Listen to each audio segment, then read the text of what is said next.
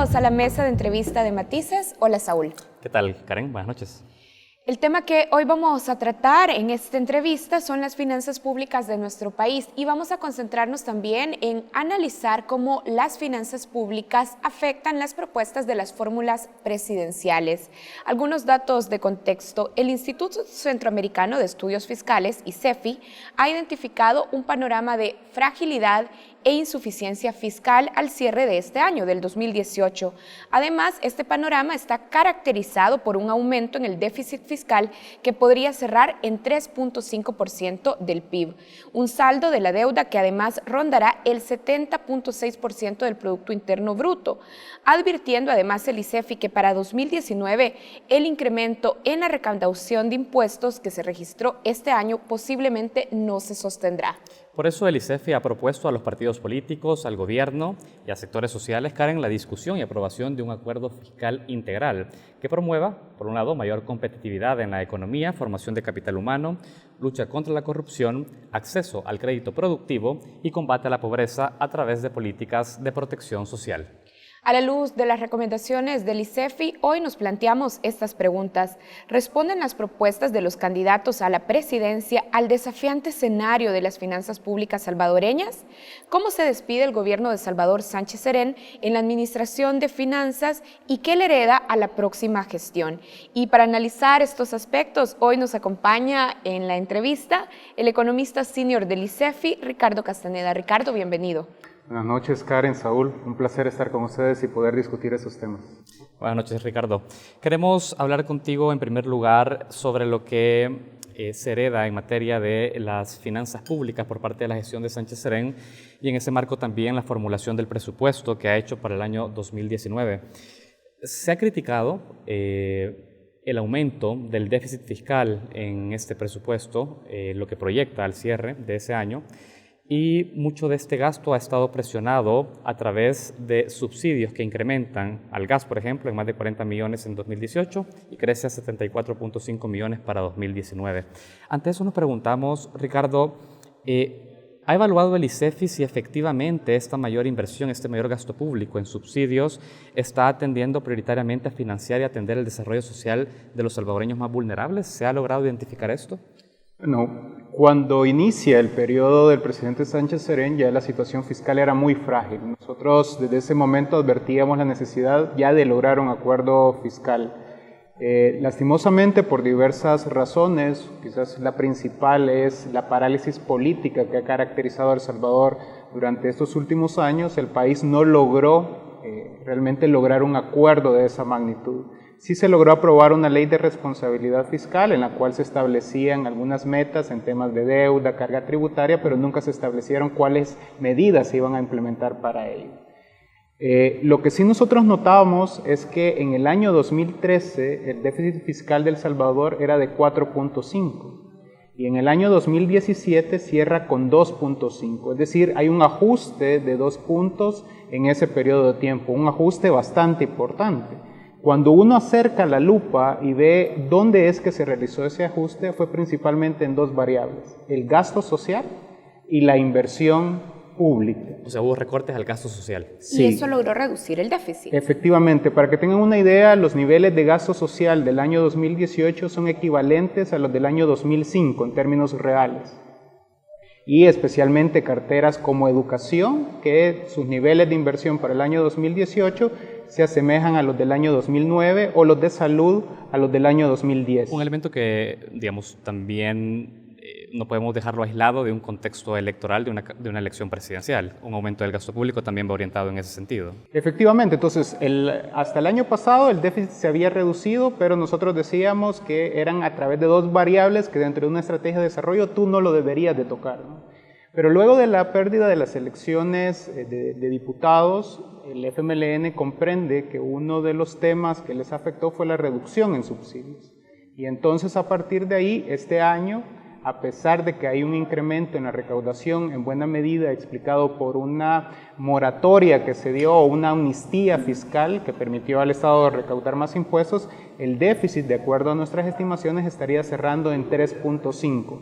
Y de hecho, el mismo ministro de Hacienda en el proyecto de presupuesto 2019 plantea que el próximo año el déficit fiscal va a ser en 3.7. Quiero volver a la pregunta, Ricardo, y entendemos el contexto para podernos también poner en papel lo que están diciendo en blanco y negro de alguna manera, pero este incremento en los subsidios ha logrado identificar el ICEFI si efectivamente va a llegar a las personas que lo requieren, y te lo pregunto por lo siguiente, o al menos el diseño está orientado a eso, porque una de las críticas es la poca eficiencia que tiene la focalización de subsidios en el país. Sí, de hecho, cuando se empieza a hacer los primeros ajustes de focalización era porque la forma como se estaban otorgando esos subsidios no estaban llegando a los sectores que sí lo necesitaban, y en cambio habían sectores que no lo necesitaban pero que sí lo habían recibido, y entonces a partir de ahí se empieza a cambiar el esquema. Por ejemplo, en el tema del subsidio al gas, que se empieza a otorgar una tarjeta que permitía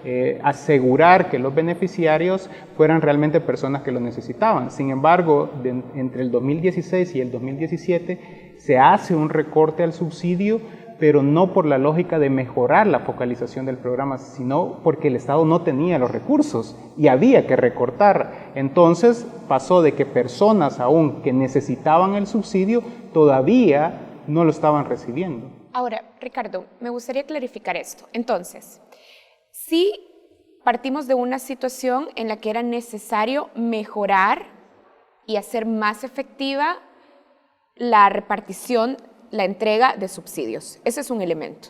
Ahora, el gobierno logra, por otro lado, reducir el déficit fiscal a partir de recortes de subsidios. Pero ahora, en este instrumento, en este anteproyecto presupuestario, podemos ver un incremento en la entrega de subsidios. Es decir, simplemente se trata de una maniobra un poco para responder a un mal resultado electoral del FMLN, o en efecto podemos ver elementos de que incremente el gasto en subsidios, pero que van a ser mejor entregados a la población y que incidirán en mejorar las condiciones de vida. Es decir, ¿cuál de las 12? ¿Simplemente se decide revertir por un asunto electoral o porque se ha perfeccionado el instrumento para generar beneficios a la población? Creo que hay una combinación de ambos. Evidentemente, luego de la pérdida de las elecciones, el Ejecutivo incluso lanza el Plan 10, que sustituye al Plan Quinquenal de Desarrollo, ¿no? Y entonces uno de los temas claves era el tema de los subsidios, e incluso han permitido ahora que beneficiarios o personas que creen que necesitan el subsidio y no tenían, se puedan acercar a las distintas instituciones públicas, especialmente el Ministerio de Economía, para que puedan recibir el subsidio. Ahora, dentro de una estrategia de desarrollo, evidentemente el tema de los subsidios lo siente la población, porque es algo que cuando ve el precio del gas propano, cuando le llega la factura, es algo que lo siente, pero dentro de una estrategia de desarrollo hay elementos más importantes que solo el tema de subsidio, y ahí estamos hablando del tema de educación y salud. Por ejemplo, en educación, los niveles de cobertura de la tasa neta de matrícula han venido cayendo sustancialmente año con año. Actualmente 1 de cada 3 niños, niñas y adolescentes están afuera de las escuelas. Y cuando uno ve las inversiones públicas en educación, lejos de ir incrementando sustancialmente, se han ido reduciendo. O en el tema de salud, por ejemplo, cuando ustedes revisan el indicador de la vacuna para sarampión, rubiola y papera para niños menores de 1 año, pasó de un 96% en el año 2014 a un 87% en el año 2017. Y eso es reflejo de esos recortes importantes que se dieron en áreas como educación y salud. Ricardo, para poder retomar un poco el análisis respecto a lo efectivo que ha sido la política de protección social de estos gobiernos, vamos a decir desde el año 2009, pero particularmente el quinquenio de Salvador Sánchez Serén, tú dices, una política no puede ir solo orientada a subsidios, sino también a una inversión en las otras áreas. Pero otros países de América Latina también implementan transferencias condicionadas para promover mayor escolaridad. Este gobierno incluso ha impulsado la gratuidad de educación superior y media. Entonces, ¿tú podrías concluir que la política de protección social ha fallado durante este quinquenio para atender los problemas que el país tiene? No, no podemos concluir porque una de las carencias que hay en El Salvador justamente es la evaluación de resultados. Por ejemplo, el país sigue sin contar con un presupuesto por resultados, en el que solo no nos digan cuánto se van a invertir en cada una de las instituciones, sino que también nos digan cuáles son los resultados que se van a tener. Ahora, si uno, por ejemplo, revisa indicadores como el índice de desarrollo humano, justamente muestra una caída en los últimos años y que nosotros creemos que está asociada justamente a una reducción de las inversiones sociales, porque evidentemente el país lo que quiere es aumentar las inversiones sociales, no disminuirlas. Tenemos prácticamente 2 millones de personas que están en situación de pobreza y que por lo tanto el Estado debe de atenderlas en una mejor manera de lo que se ha estado haciendo hasta ahora, ¿no? Evidentemente la política social en términos generales ha sido insuficiente para realmente cubrir todas las necesidades y el presupuesto realmente está lejos de convertirse en una herramienta para garantizar los derechos de la población, que es el principal propósito. Bien, hablemos de otro de los componentes del gasto en el presupuesto. Uno de los elementos, una de las críticas recurrentes a los instrumentos de presupuesto del actual gobierno ha sido el incremento de salarios públicos y de funcionamiento o de gasto corriente que irían en detrimento de la inversión pública. Ricardo, ¿es justificable y se observa en este presupuesto esa tendencia? Continuar incrementando gasto corriente, gasto operativo, gasto de salarios por sobre la inversión pública? Aquí creo que es muy importante comprender que de repente cuando analizamos el gasto de funcionamiento muchas veces lo satanizamos como algo malo, o el gasto corriente. En el gasto corriente incluimos los salarios de los maestros, de los doctores, las compras de las medicinas, la gasolina de las patrullas o de las ambulancias. Es decir, muchas veces cuando se analice eso hay que tener mucho cuidado para no satanizarlo. Para no ponerle una sola etiqueta. Exactamente, porque también, y eso es cierto, dentro del gasto de funcionamiento, el gasto corriente, también encontramos los viajes, los seguros privados para funcionarios públicos, que desde el ICEFI hemos señalado que, por ejemplo, los seguros privados para funcionarios públicos deberían de eliminarse. Dicho esto, en los últimos años incluso ha habido recortes importantes en el tema de compras de bienes y servicios. El presupuesto del año 2018 tenía una reducción casi del 17% respecto a lo del año 2017. En compras de bienes y servicios. En compras de bienes y servicios. En el caso de salarios, cuando uno revisa como porcentaje del Producto Interno Bruto, en los últimos años prácticamente ha estado, digamos, estable, no se ven unos incrementos exabruptos sobre el tema de remuneraciones. Bueno, actualmente en el caso de El Salvador, más o menos las remuneraciones están representando un 60% del presupuesto total. Pero a pesar que se reduce, como tú estás planteándolo en tu intervención, Ricardo, también hay un escenario y es que estudios, y bueno, recientemente el BID, tú conocerás este estudio, habla sobre la ineficiencia del gasto en El Salvador y habla particularmente en materia de transferencias, en materia de compras y licitaciones por parte del Estado, y en temas de salario.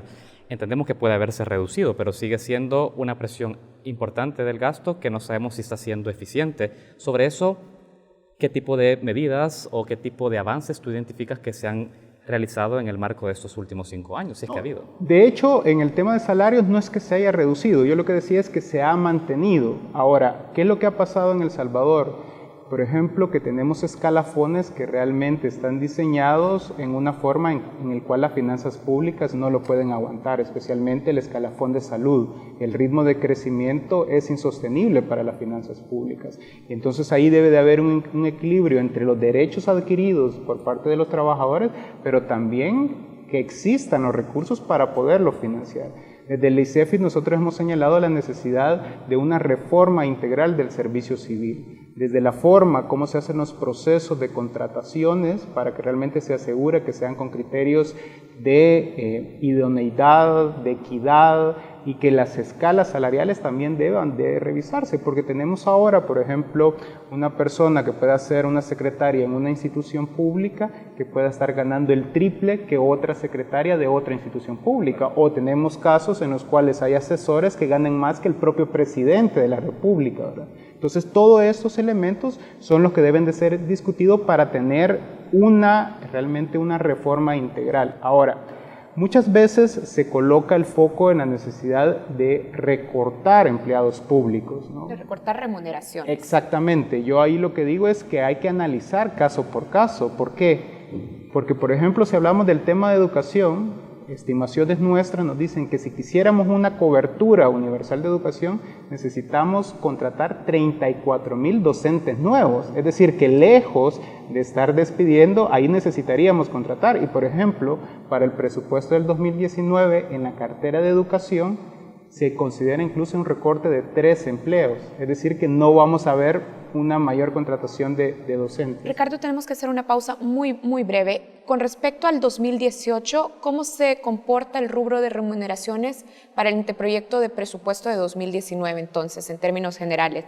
En términos que nosotros le llamamos en términos corrientes, en millones de dólares, hay un incremento, especialmente porque ahora se está considerando una parte del escalafón de salud que ya va en el presupuesto y esto evidentemente va a reflejar un incremento, pero como porcentaje del PIB, realmente el incremento es muy bajo, prácticamente tendríamos los mismos niveles de los últimos 2 años.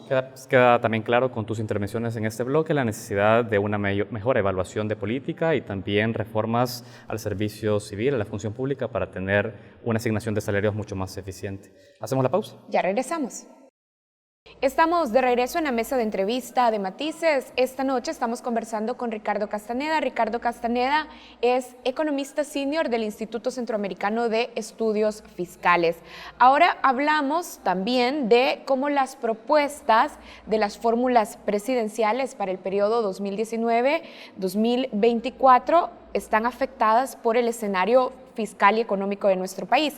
Empecemos a hablar de las propuestas, Ricardo. La oferta principal, y está así en la publicidad de Arena, en los discursos del candidato a la presidencia y de la candidata a la vicepresidencia, es la generación de empleos. De hecho, Carlos Calleja ha prometido generar 80,000 empleos anuales y llevar la tasa de crecimiento económico anual del 2 al 5%. Para esto se propone la fórmula aumentar la inversión pública del 2 al 4% y, por supuesto, aumentar la inversión privada a través de quitar barreras de trámites y generar más confianza para los inversionistas, dicen. Ricardo, ¿qué tan sostenible es esta promesa teniendo en cuenta las condiciones de nuestra economía? 80,000 empleos al año. Quisiera concentrarme en el tema de la inversión pública, ¿no? Que es el elemento que él habla prácticamente de duplicarlo. Yo creo que todos los candidatos presidenciales deben de comprender cuál es el escenario actual de las finanzas públicas. Las finanzas públicas están realmente con luces rojas en el caso de El Salvador, porque ya hablábamos del tema por el lado del gasto, pero también por el lado de los ingresos. Incluso para el próximo año se está planteando una carga tributaria menor, es decir, que el Estado va a tener menos ingresos el próximo año y esto evidentemente repercute en mayores niveles de déficit fiscal. Acá lo que tienen que complementar entonces todos los candidatos presidenciales es cuáles son las medidas que van a adoptar por el lado de los ingresos para poder financiar esas propuestas. Por ejemplo, nosotros hemos establecido la necesidad de un acuerdo fiscal integral y por el lado de los ingresos nosotros hemos hablado de la necesidad de incrementarlos pero con sentido de progresividad. Esto pasa, por ejemplo, por implementar un impuesto al patrimonio, un impuesto predial. Algunos dicen que no pueden ser los dos. Nosotros creemos que dependiendo del diseño sí que puedan estar los dos. El tema de reformar el impuesto sobre la renta para pasar de un esquema cedular a uno de renta global y colocarle el principio de renta mundial. Adicionalmente, hay que luchar con el tema de evasión y algo muy importante, revisar el tema de los incentivos fiscales. Ricardo, hay un aspecto aquí respecto a la postura y el planteamiento que estás haciendo, y es que algunos economistas cuestionan esta postura que tú estás expresando al señalar que entendemos, al aumentar la inversión pública es necesaria una reforma fiscal que permite incrementar mayor cantidad de impuestos y por lo tanto los ingresos al Estado. Pero, ¿qué respondes tú al cuestionamiento de, no, en la medida que tú estableces mayor cantidad de impuestos en un país que ya está teniendo poca inversión privada, lo que estás haciendo es contraer el incentivo para un inversionista que traiga nuevos empleos y por lo tanto mayor recaudación de impuestos sobre la renta, etcétera.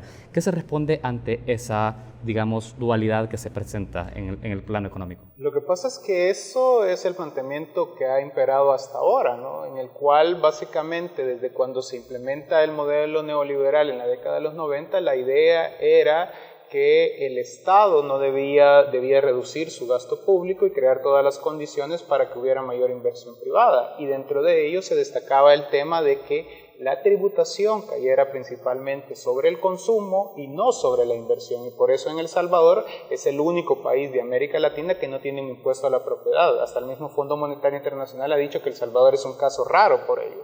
Nosotros lo que observamos cuando vemos los datos es que, por ejemplo, un estudio planteado por USAID o financiado por USAID muestra que de la recaudación total de impuestos sobre la renta IVA, el 68% lo paga la clase trabajadora y el 20% lo paga la gran empresa.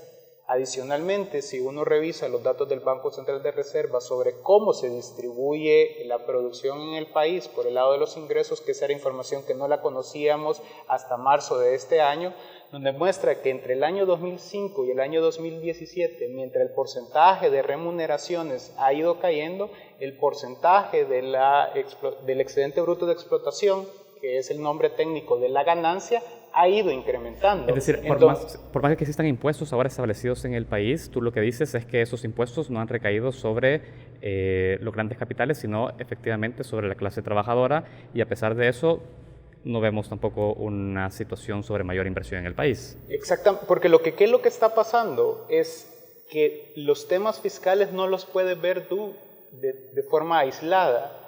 Tú necesitas incrementar tus recursos, pero para aumentar las inversiones claves, y por eso es el tema del acuerdo fiscal y además el tema de los resultados, porque si tú únicamente le estás incrementando los recursos a una cartera, pero no sabes cuáles resultados van a implementar, vamos a seguir con la misma lógica. Ahora, Ricardo, quiero volver al asunto de la pregunta que ponía sobre la mesa. A ver, Carlos Calleja y Carmen Aida Lazo dicen, queremos generar 80,000 empleos anuales. Ahora, la vía para generar esos 80,000 empleos es aumento de la inversión pública, y ahí nos deteníamos en este asunto de dónde vendrán los fondos para hacer crecer la inversión pública. Entendemos que ese es un elemento que hace tambalear esta propuesta, pero también se proponen atraer inversión extranjera. Vuelvo a la pregunta.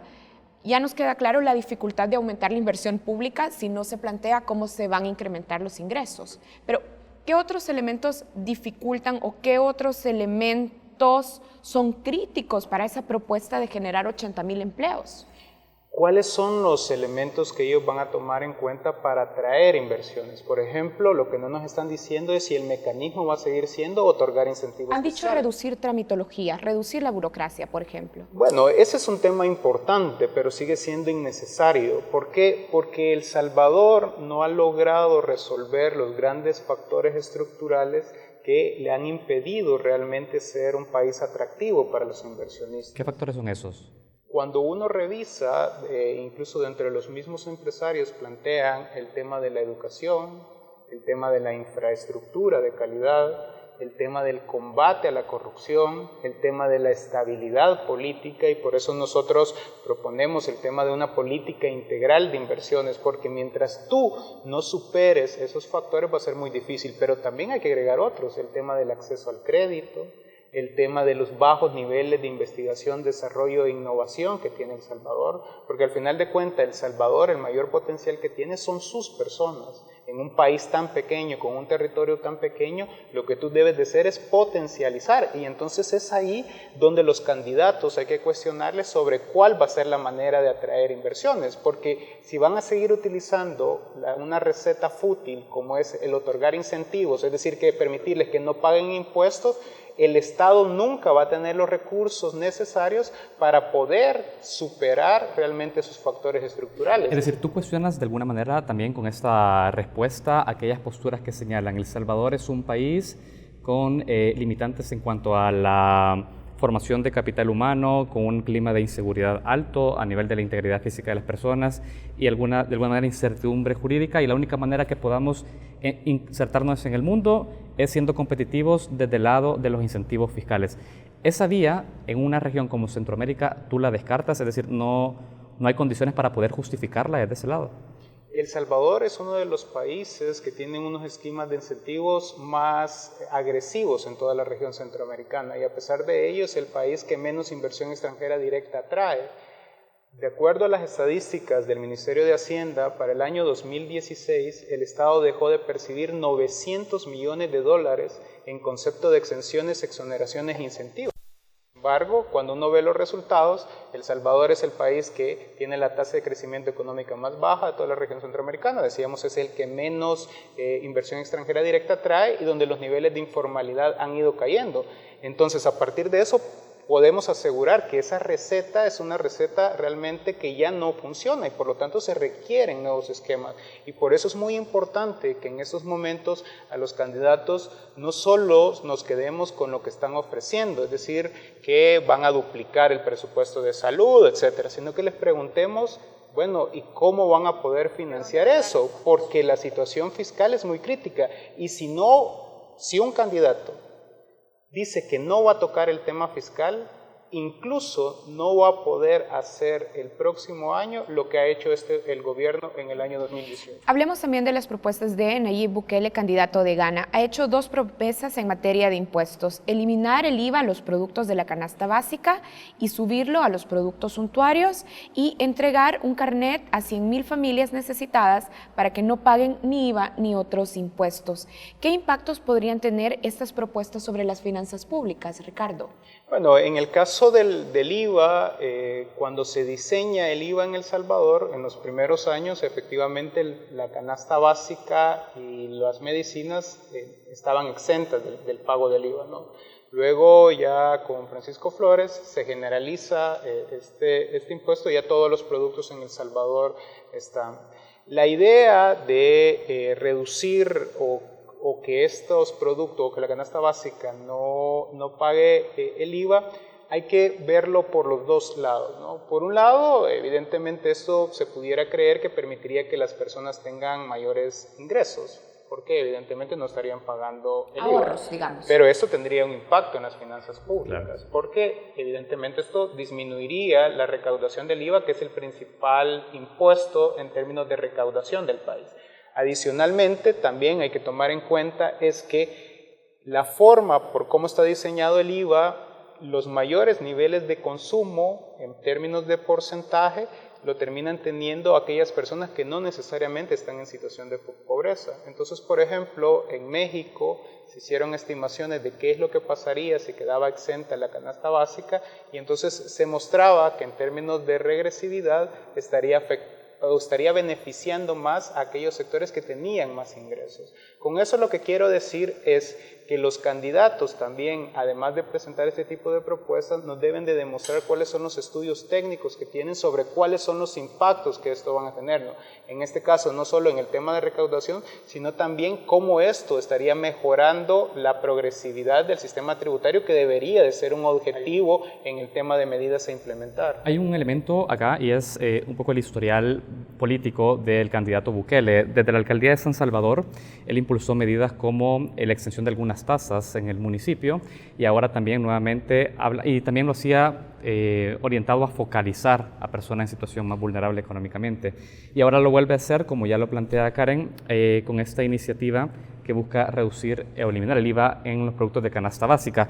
¿Tú con este comportamiento crees que tienes elementos suficientes para decir que Bukele está orientado a impulsar una economía social de mercado, tal como él lo ha señalado recientemente? ¿Tú podrías decir, hay elementos para decir que este perfil de político está orientado a este tipo de gestión en materia de las finanzas públicas? No, yo creo que eso se va a poder saber hasta que realmente conozcamos los planes de gobierno. De hecho, hasta ahorita lo que estamos hablando son algunas declaraciones o spots que han colocado, pero no sabemos realmente los planes de gobierno, que es donde se definen las orientaciones que se van a tener.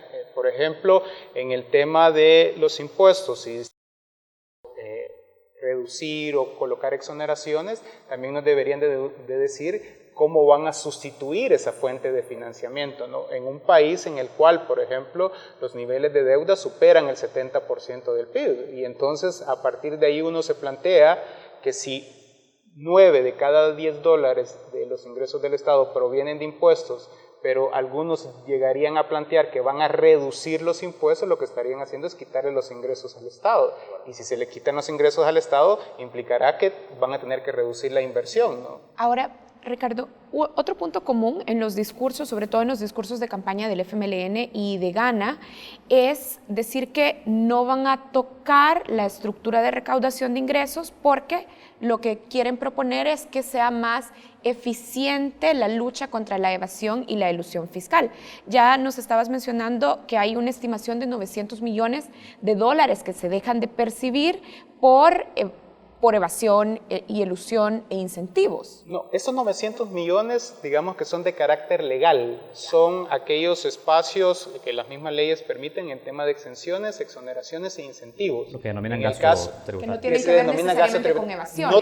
No tiene que ver con evasión. Entonces, por eso es que nosotros planteamos que en El Salvador, lejos de estar colocando más incentivos, lo que hay que hacer es evaluar los que se tienen actualmente. Ahora, los niveles de evasión de El Salvador son importantes y evidentemente una de las recomendaciones que nosotros hemos hecho es contar con una política integral de combate a la evasión, tanto del IVA como del impuesto sobre la renta. Aclarado este punto y porque ya casi se nos está acabando el tiempo, Ricardo, basta con esta formulación, con esta afirmación que hacen los candidatos. No es necesario que toquemos impuestos porque si luchamos eficientemente contra la evasión, si cerramos los portillos y de elusión fiscal, ya no hace falta tocar impuestos.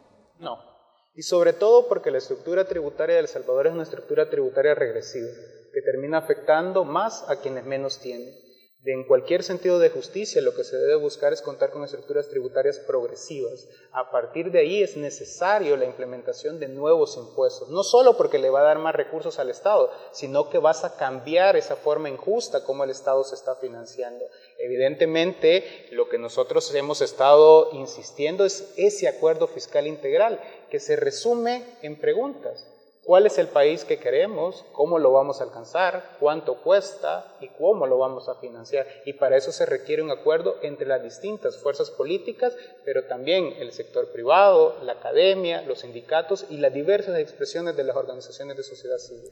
Ricardo, tenemos que cerrar la entrevista. Quisiera muy brevemente tu reacción, porque el ICEFI ha cuestionado de una manera bastante clara la propuesta del FMLN sobre el anteproyecto de ley de zonas económicas especiales, señalando que acá no hay estudios que puedan sustentar de una manera categórica los beneficios y los costos que esto tiene.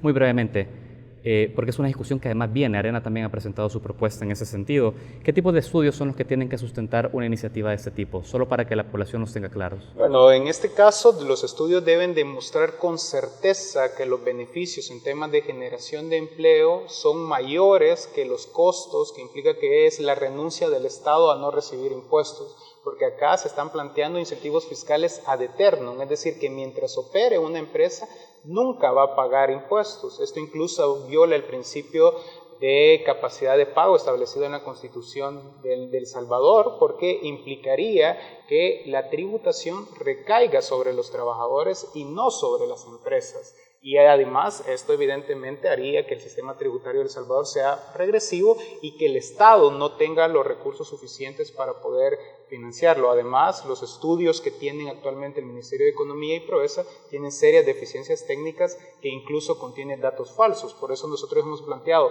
que antes de aprobar cualquier iniciativa de ley se tengan esos estudios para que la ciudadanía tenga certeza que realmente los beneficios son mayores que los costos. Muy claro, Ricardo. Muchas gracias a Ricardo Castaneda, analista senior de el ICEFI. Debilidad de finanzas públicas, muchas propuestas, muy pocas certezas de cómo será en realidad. Gracias, Ricardo. Hacemos una pausa, regresamos con más contenido en Focos.